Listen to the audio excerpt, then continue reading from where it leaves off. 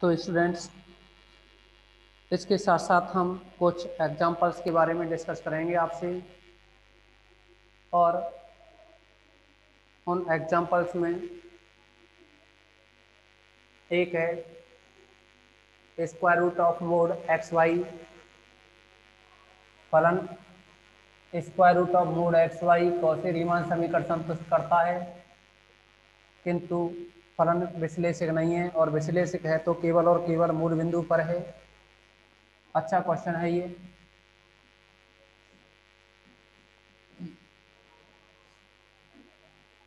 यानी example 3.7.5, example 3.7.5, और ये है यहाँ F of Z is equal to square root of mod x Y मूल बिंदु पर कौशी रीमान समीकरण को संतुष्ट करता है, परंतु इस बिंदु पर विश्लेषित फलन नहीं है। मूल बिंदु पर कौशी रीमान समीकरण संतुष्ट करता है, मूल बिंदु पर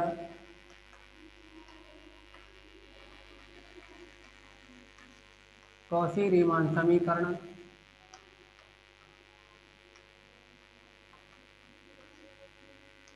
संतुष्ट करता है, किंतु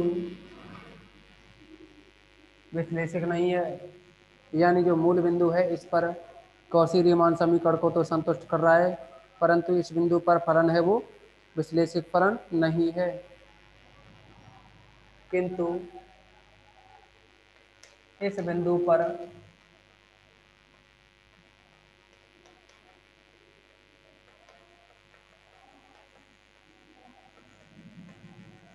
विश्लेषित फलन नहीं है। तो स्टूडेंट्स, इसके लिए अगर हम चर्चा करें कि जो एफ ऑफ जेड का मान दे रखा है वो है square root of mod x Y plus iota zero, तो आप देखेंगे u की वैल्यू तो ये हो गई u प्लस आयोटा भी बनाना, तो u की वैल्यू क्या है रूट में मोड एक्स वाई, जो कि u X Y is equal to root mod x Y, और v एक्स वाई है वह है अपने पास जीरो। लेकिन देखिए एक और बात, जब भी आपसे मूल बिंदु पर विश्लेषक की कंडीशन की बात करें तो आपको पता है del you upon del X, U का एक्स के सापेक्ष अवकलन करें प्रथम सिद्धांत से तो ये होता है you of x plus H, x के सापेक्ष अवकलन एच लिखो या डेल एक्स लिखो एक ही बात है, comma by minus U of x Y upon में H, limit H tends to zero. तो देखिए अगर हम मूल बिंदु की बात करें, आप सभी ध्यान से समझेंगे, जब भी मूल बिंदु का जिक्र हो तो आप मूल बिंदु के लिए क्या करेंगे, इसमें एक्स वाई की जगह जीरो लिखें, limit H tends to zero, U of zero plus H comma zero minus U of zero zero upon में एच, एक्स वाई की जगह जीरो लिखाना, तो ये बना limit H tends to zero, zero plus H, H होगा H comma zero minus का U zero zero upon में एच। अगर हम थोड़ी देर के लिए ये कहें कि ये एच ना होकर के जो परिवर्तन है वो एक्स ही रहे, क्या रहे, एक्स। अगर हम यहाँ एच की जगह क्या है एक्स ही लिखा रहने दें, एच की जगह एक्स ही लिखा रहने दें, लेकिन मूल बिंदु के लिए ही है ये, एच की जगह क्या है एक्स लिखा रहने दें, तो क्या बनेगा ये, देखिए हमने कहा यहाँ जो एच है ना, इस एच की जगह अगर एक्स ही बना रहने दें तो del you upon del x is equal to limit x tends to zero U X zero minus U zero zero upon में एक्स। ओके स्टूडेंट्स, तो आप यहाँ मूल बिंदु पर देखेंगे कि कौशी रीमान समीकरण संतुष्ट हैं, अर्थात मूल बिंदु पर जब एक्स अक्ष के सापेक्ष अवकलन करना हो, del you upon del X बराबर limit x tends to zero, मूल बिंदु पर देखो जब आप आपको अवकलन करना कठिन हो जाए तो उस कंडीशन में del you upon del X निकालोगे, तो ये टेक्निक होती है, इस फॉर्मूले के अकॉर्डिंग आसानी से निकाला जा सकता है, क्योंकि अगर आप इसका यू का एक्स के सापेक्ष आंशिक अवकलन करोगे तो रूट में मोड है, इसको सॉल्व करना थोड़ा कठिन हो जाएगा, लेकिन यहाँ इसको del you upon del X इस फॉर्मूले के अकॉर्डिंग करेंगे तो ये इजी बना रहेगा। ओके, तो इसीलिए हमने क्या है कि del you upon del x is equal to del you upon del x is equal to limit x tends to zero U of X zero minus U zero zero upon में X, इस condition का use किया है। Equal में limit x tends to zero,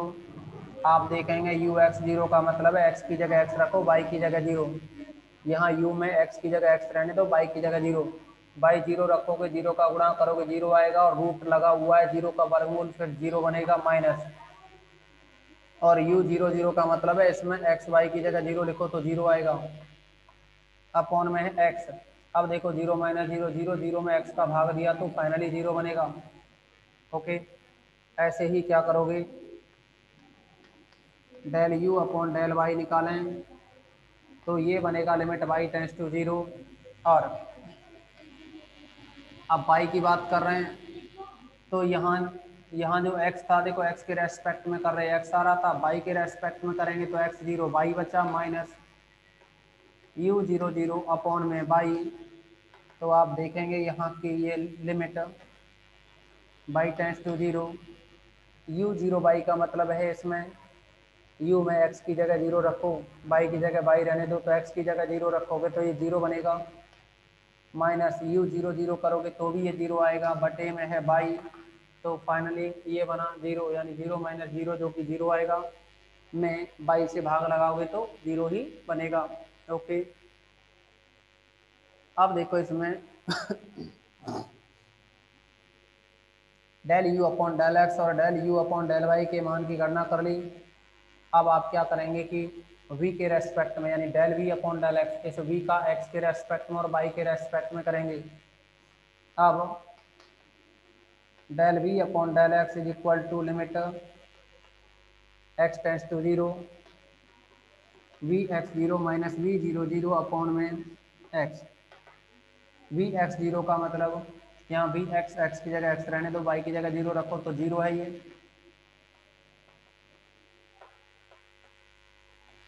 minus V zero zero करोगे तो भी zero है, अपॉन में एक्स तो ये जीरो आएगा। ठीक इसी तरह से del we upon del Y निकालोगे, limit Y tends to zero V zero comma Y minus V zero zero. अभी पहला क्वेश्चन करा रहे हैं, हो सकता है किसी भी स्टूडेंट को ये कुछ अजीब लगे, तो limit Y tends to zero, आप देखोगे जीरो वाई का मतलब है बी में, बी जीरो वाई का मतलब है एक्स की जगह जीरो वाई की जगह वाई, तो जीरो रहेगा, माइनस बी जीरो जीरो का मतलब भी जीरो है, अपॉन में वाई, तो ये रिजल्ट बना जीरो। आप देखोगे सभी रिजल्ट्स क्या हैं, जीरो जीरो आई, तो हम ये कह सकते हैं क्योंकि del you upon del X हो या फिर del we upon del Y हो, दोनों ही जीरो जीरो हैं तो बराबर होंगे, और del you upon del Y जो कि जीरो है, और del we upon del X जो कि जीरो है, तो ये भी क्या है, जीरो बराबर जीरो, ये भी बराबर होंगे। और अगर ये बराबर हो गई तो हम कह सकते हैं कि जो फलन एफ ऑफ जेड है वह मूल बिंदु पर कौशी रीमान समीकरण संतुष्ट करता है। अतः F of Z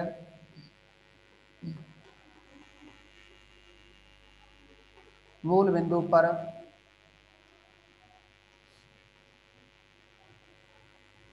Cauchy Riemann समीकरण को संतुष्ट करता है।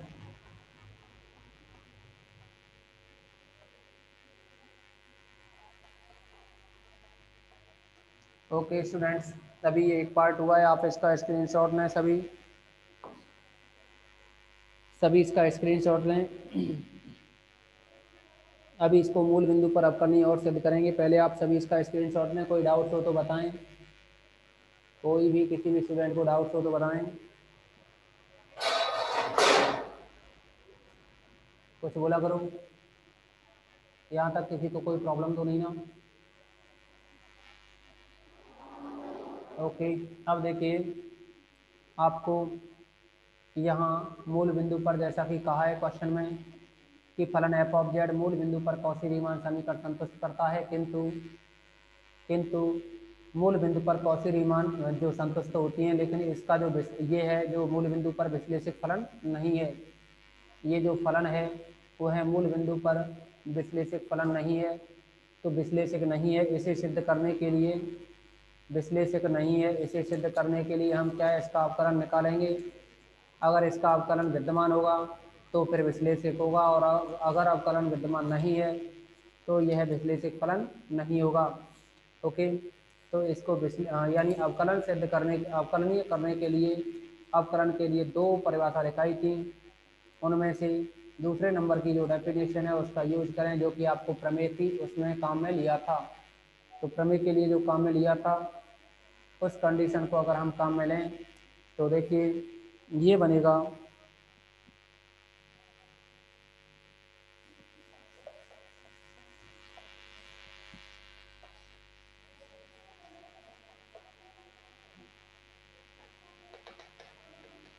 F dash Z is equal to, आपको पता है कि limit Z tends to zero, मूल बिंदु पर है ना, तो यहाँ F of Z minus F of zero upon में जेड माइनस जीरो, ये कंडीशन आपको बताई थी। तो यहाँ देखेंगे आपकी limit Z tends to zero, F of Z का मान है यहाँ नीचे तो जेड ही रहेगा, एफ ऑफ जेड का मान है square root of mod X Y, F of zero का मतलब रहा जेड की जगह zero, Z F of zero का मतलब जेड की जगह जीरो, जेड की जगह जीरो क्या होगा मतलब x zero by zero, x zero by zero का मतलब है ये रूट में जीरो।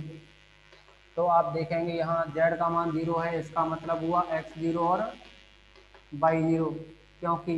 देखिए जेड इज इक्वल टू होता है एक्स प्लस आई होता बाई, और ये जीरो तभी होगा जब यहाँ एक्स है, एक्स है ये वो भी जीरो हो, और यहाँ जो बाई है वह भी क्या हो, जीरो, क्योंकि जेड का मान जीरो तभी पॉसिबल है जब एक्स का मान भी जीरो की ओर हो और वाई का मान भी क्या हो, जीरो की ओर अग्रसर हो। तो आप देखेंगे ऊपर तो है स्क्वायर रूट में mod x Y upon z, z का मतलब है एक्स प्लस आयोटा वाई। अब आप करोगे क्या इसमें, ये तो रहा एफ डैश जेड का मान, लेकिन अगर आप एक्स और वाई की जगह जीरो लिखें तो ऊपर भी जीरो बनेगा और नीचे भी जीरो बनेगा, तो इसका मतलब अनिर्धारित रूप हो जाएगा। क्या बन जाएगा ये, अनिर्धारित रूप। और अगर ये अनिर्धारित रूप ना बने इसके लिए क्या करते हैं, आपने रियल में पढ़ा था पिछली बार, रियल एनालिसिस में कि कुछ पथ यूज करते हैं। तो इसमें कोई पथ मानेंगे, माना पथ y बराबर एम एक्स, मूल बिंदु से जाने वाला कोई भी समीकरण y बराबर एम एक्स, अगर कुछ कांस्टेंट जोड़ेंगे तो ये मूल बिंदु से नहीं जाएगा। ओके, कुछ कांस्टेंट जोड़ देंगे तो ये मूल बिंदु से नहीं जाएगा, क्योंकि संतुष्ट करो जीरो जीरो प्लस सी, तो यानी जीरो बराबर सी आएगा, तो इसीलिए मूल बिंदु से नहीं जाएगा। मूल बिंदु से जाने वाला कोई भी पथ मान लें y बराबर एम एक्स, और अगर y बराबर एम एक्स इस समीकरण में रखा जाए तब f dash Z is equal to limit x tends to zero, बाई को नहीं रख रहे क्योंकि बाई की जगह एम एक्स लिखेंगे तो एम एक्स रखने पर वो एक्स टेंस टू जीरो ही होगा। अब आप यहाँ मापांक में एक्स इंटू बाई, बाई की जगह एम एक्स लिखोगे, एम एक्स अपॉन में एक्स प्लस आई होता इंटू एम एक्स, आप देखोगे x into x, x square होगा, रूट से बाहर निकालोगे एक्स बनेगा, एक्स बनेगा तो नीचे से एक्स कॉमन लेंगे उससे कटेगा, तो ये रहा एक्स टेंस टू जीरो, तो ऊपर बनेगा रूट में एम, अपॉन में आएगा यहाँ एक्स कॉमन तो वन प्लस आयोटा एम बना।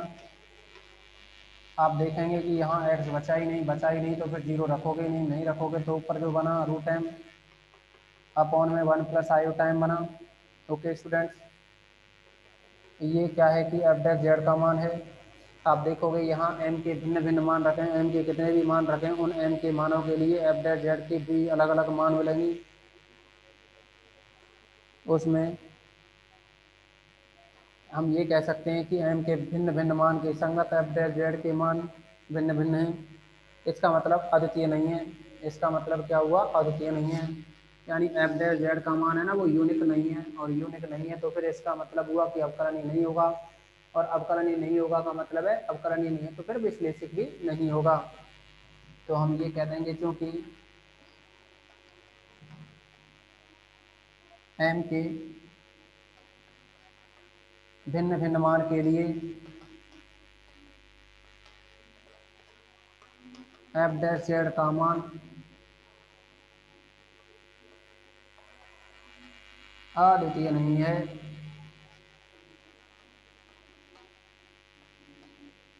तब एफ ऑफ जेड अवकलनीय नहीं होगा, तब एफ ऑफ जेड अवकलनीय नहीं होगा। इसीलिए एफ ऑफ जेड विश्लेषिक नहीं है।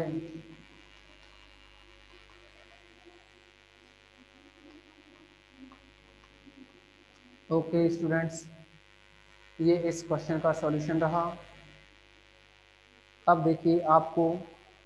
एक पर्याप्त प्रतिबंध और आता है जिसको कि आपको केवल और केवल याद रखना है। पर्याप्त प्रतिबंध के लिए जो कंडीशन है उनको क्या है, केवल आप याद रखेंगे। पहले आप इसका स्क्रीनशॉट लें, आप सभी इसका स्क्रीनशॉट लें। अब इसका जो पर्याप्त प्रतिबंध है इसके बारे में हम डिस्कस करेंगे। सफिशिएंट कंडीशन, सफिशिएंट जो कंडीशन है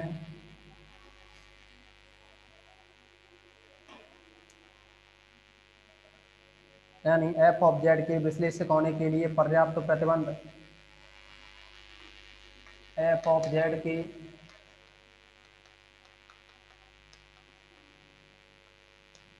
विश्लेषक होने के लिए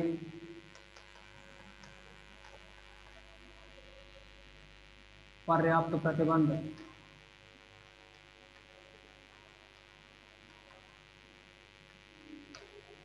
तो इनसफिशिएंट कंडीशन की अगर हम बात करें तो इसके लिए मान लीजिए कोई फलन एफ ऑफ जेड प्रांत डी में परिभाषित है तो ये प्रमेय लेकिन बाद में प्रूव कराई जाएगी। माना f of Z is equal to u of x Y plus iota v of x y प्रांत डी में परिभाषित है, तब फलन एफ ऑफ जेड प्रांत डी में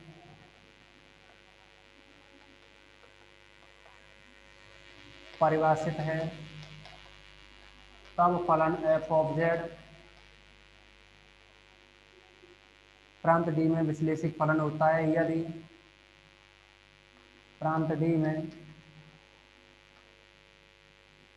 विश्लेषिक फलन होता है यदि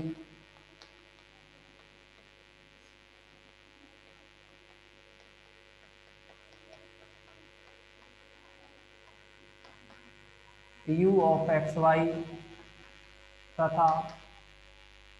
v ऑफ एक्स वाई के प्रथम कोटि के आंशिक अवकलज के प्रथम कोटि के आंशिक अवकलज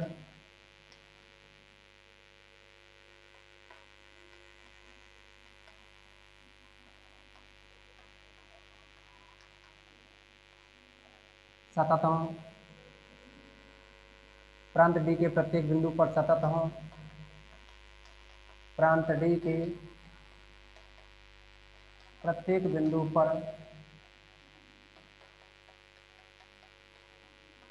सतत हों तथा कौशी रीमान समीकरण को प्रत्येक बिंदु पर संतुष्ट करते हों तथा कौशी रीमान समीकरण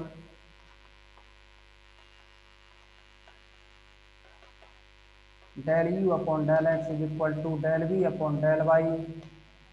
comma del you upon del y is equal to minus del we upon del x को प्रांत के प्रत्येक बिंदु पर संतुष्ट करते हैं, तो प्रांत डी के प्रत्येक बिंदु पर संतुष्ट करते हैं।